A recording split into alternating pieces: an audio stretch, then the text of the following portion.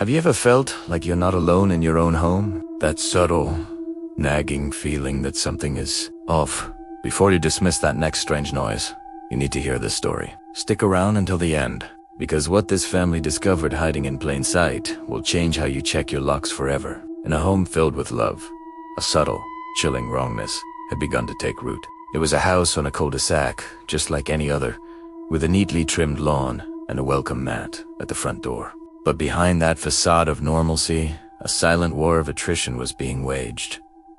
It began not with a bang, but with a whisper of unease. A carton of milk was finished overnight, though no one would admit to it.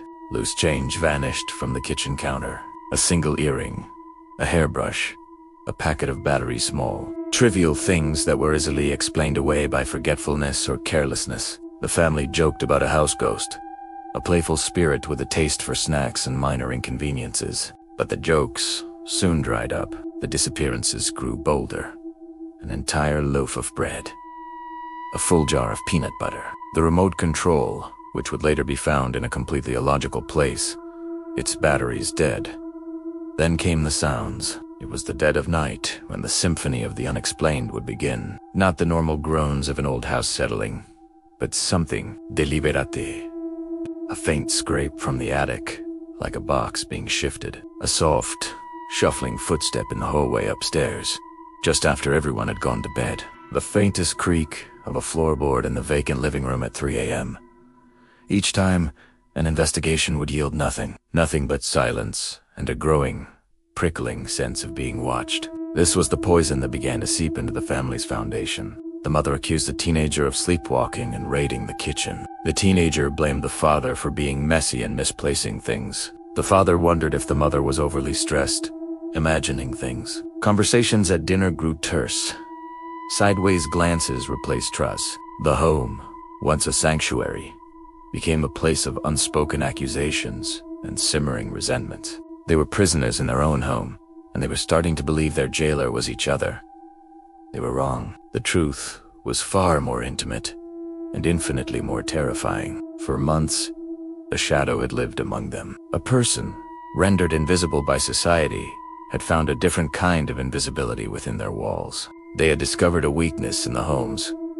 Armor a loose vent cover near the foundation. A gap in the insulation leading to the crawlspace sees a hidden network of passages behind the drywall. This uninvited housemate had made a nest in the narrow gap between the first and second floor, curled on a bed of old insulation and stolen blankets. They knew the family's rhythms intimately. They knew the father snored. The mother read until 11. The teenager listened to music with headphones on. They knew when the house truly fell silent. That was their time. Under the cloak of the deepest night, a quiet hand would push aside a ceiling panel in a closet. A silent figure would drop to the floor, moving with the practiced grace of a ghost. They would pad into the kitchen, their breath held, to take just enough food to survive.